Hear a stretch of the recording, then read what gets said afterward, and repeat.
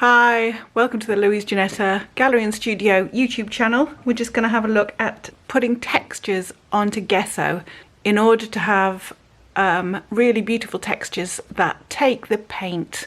And we're just going to go through a whole series of things, make textures and how they make them.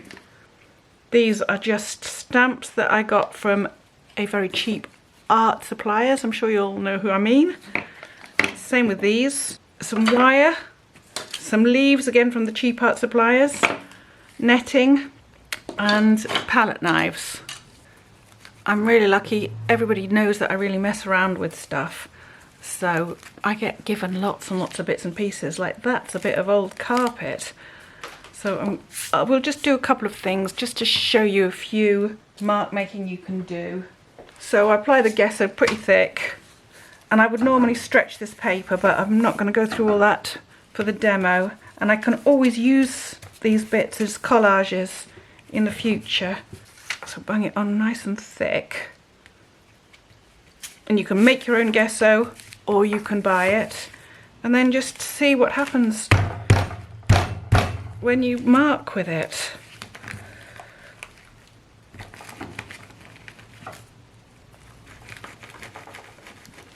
And you can see what it does.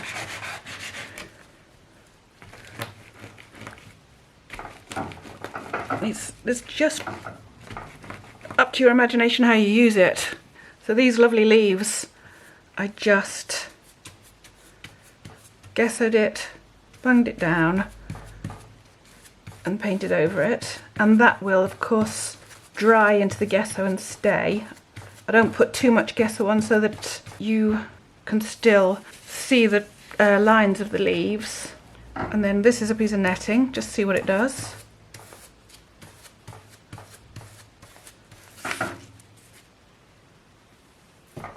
And oh, and these lovely little stamp things might be interesting. So bung on a load of gesso and then just see what it does. Even if it's, so they're lovely. A brick one, there's tons of different ones of these. A brick one, a square one, they're little footprints. A squirrely one. I wonder what that does. Oh yeah, that's nice. So that's that squirrely one. And then this funny thing, which again I'm not quite sure what. But yeah. There you go. And I'll show you what this does. These are nice. So that makes a mark like so. I've been experimenting for you. So I've put gesso onto paper just to see what happens, and I put this lace on. One of the laces I put petroleum jelly on so that it wouldn't stick to the gesso. So I put the gesso on really thick and then imprinted the petroleum jellied lace into it. Well, it did stick, but I still reckon I'm going to get some out of it. I know that I didn't get the petroleum jelly onto these parts here, so it's stuck down onto the paper. But the bits where there was petroleum jelly hasn't stuck to the gesso. So you do get this really nice imprint of the lace. There you go. So there's one. And now this one, I don't think I didn't put the petroleum jelly on. I'm just going to see if it's what happens, because even if, oh, it has got some, no, it has got petroleum jelly and I can feel it. Even if not all of it works, you might get a piece that's interesting out of it. So it's really evident, like these bits I hadn't put petroleum jelly on and really stuck to the paper, and these bits I have, I can feel it even now. And of course that's reusable, isn't it? You can just keep going with that ad infinitum, at least not the bits there. But you could cut those out and just use them in some way. And they're quite interesting themselves. I don't like that edge. You know, where the perforated edges, it's too regular, not organic enough for me. But that's a very useful piece. So all these can be cut out, these funny bits that have got paper on them, and just stuck down onto paper in order to create textures. So those are the two lacy bits. This is a lace one that I did. I put the lace down onto the paper, painted it with the gesso, and just lifted it up. So that does actually have an effect too, but it has this sort of raised effect where the paint has sort of stuck with it, but it does really work. In fact, I'll have a go at that. I'll show you one of those. This one was a piece of paper that I applied these lovely leaves you can buy. They're only £1, again from this cheap art supplies. And these I pressed down into the gesso and then wiped the gesso off, so you've still got the marks of the leaves on. But these I did put Vaseline on the back of them and put them into thick gesso, but they have completely stuck and I can't get them off. So I'm not going to try. I'll just leave them. I mean, I can show you, it just comes off with all the paper. Look, it just comes off with all the paper. It doesn't work at all. So although they were covered in Vaseline, I don't know why, but they just haven't worked. They've just stuck too firmly. I think possibly if you'd taken them off before the gesso was properly dry, it might have been okay. So I'll just have to trash that, but I can use some of this. This looks quite nice to paint on. And then of course there's all these lovely bits and pieces you can use. So this one was just thick gesso put on paper, and then I rolled this over, so you get this very regular mark making here, but you can also obviously move it around the place and make it less regular. This was just splattered onto watercolour paper, and that was just a sort of very Chinese writing type gesture, sort of minimalist, bold and broad. And I will apply some paint to these just to show you what they look like when you bung paint on them. But there are absolutely tons of things you can do. This is this lovely wrapping paper that you can get. So this is just packing paper. I've done another video where I've used this. So this is just stuck onto a canvas board. And there is one that I've started to paint. So I'm just beginning to play with the textures and see what the possibilities of the paint on this board are. So that's just painted in acrylic. And of course, the more acrylic you apply to this, the more plasticated it becomes and the more durable it is. It does in fact get very hard.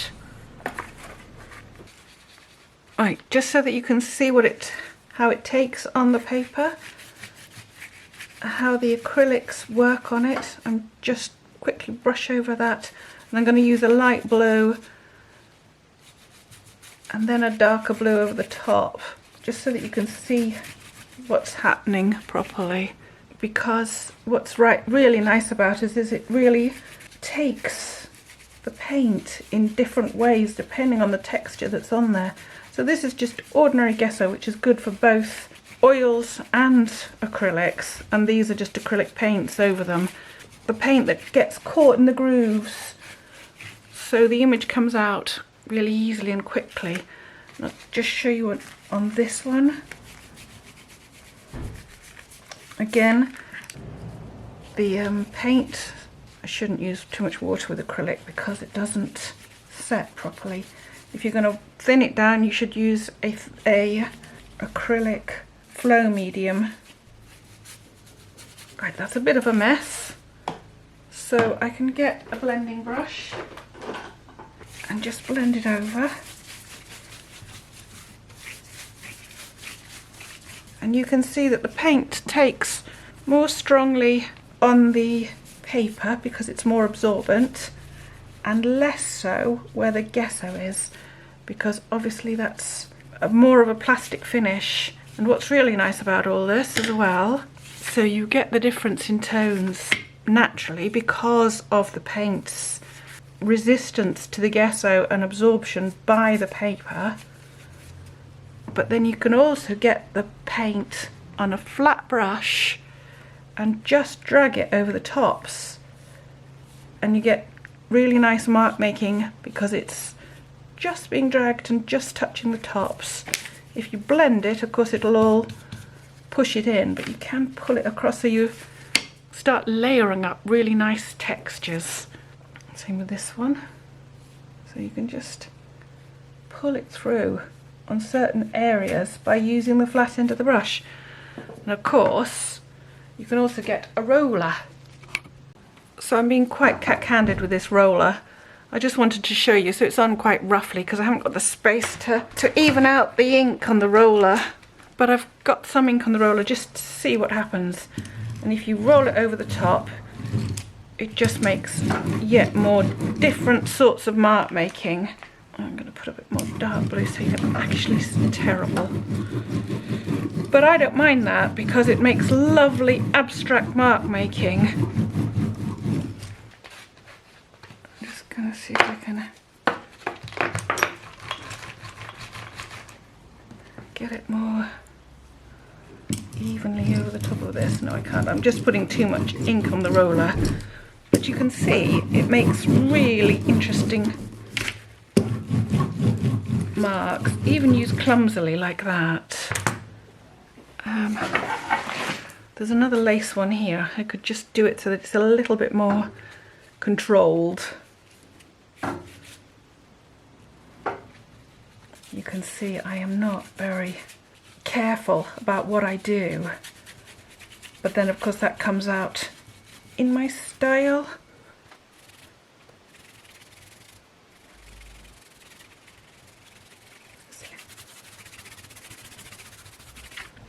There, can you see that? Again, it's a question of not being too fussy and allowing things to happen of their own accord, because everything is a bit arbitrary. And this was the textured one that we did at the very beginning. So I'm just going to add some colour to it, just so that you can see what it does.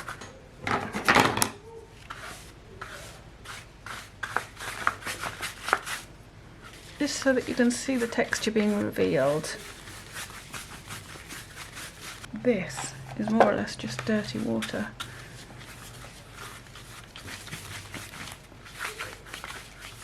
And then, because it's being repelled a bit by the gesso, it's not absorbing the very diluted acrylics. It sits in the grooves and not on the surfaces, on the tops. And because it's being repelled a bit by the actual gesso and the acrylic has been diluted, it's sinking into the grooves of the gesso and of the textures, and sort of sliding off the surfaces and having a nice effect. I'm just going to show you the effect of adding more colours once the first layers are dry. And I've just got blacks and greens over the blues that I was using. And it's really lovely the way you can get it to sink into the little corners. It's just a question of then allowing it to dry within those corners.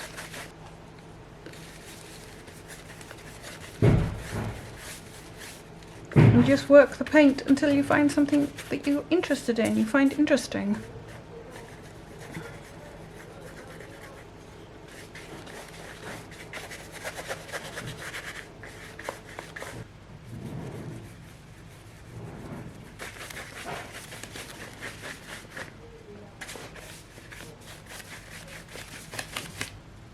And allow it to be what it wants to be.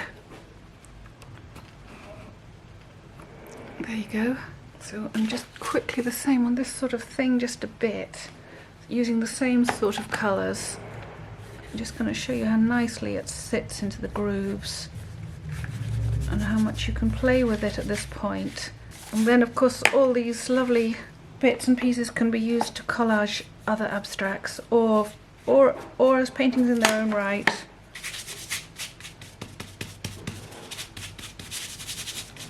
I like it when it sort of sits into it, so you get the lovely dark bits.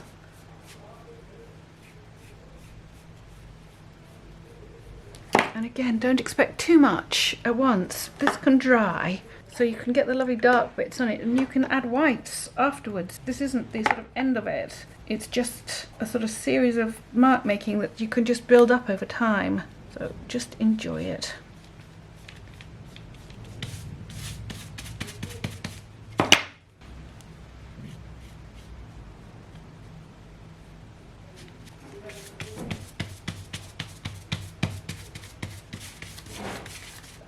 Just to bring in some colour down there.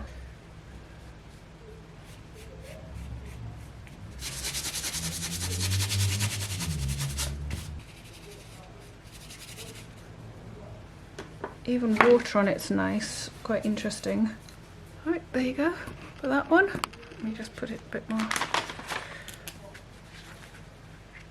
There you go. I'm just quickly going to put a bit of green onto this one, just to see what it does over the leaves. But I mean, look, that's lovely. Some of that's gorgeous. Yeah, really picks out the texture on the leaves. No, I'm really pleased with that. That can be useful.